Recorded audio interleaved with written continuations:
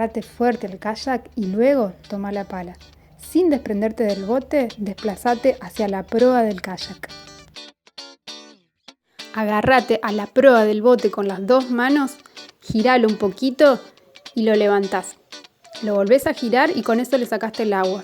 Luego desplázate, sin desprenderte del bote, hasta la popa. Pataleo, fuerza con el brazo y subo el pecho a la popa. Cruzo el pie, los abro e inclino el torso hacia adelante para mantener el equilibrio. Me voy desplazando lentamente hasta llegar antes del asiento, equilibro con unas paladas en el agua, meto la cola, luego los pies y ya estoy sentada.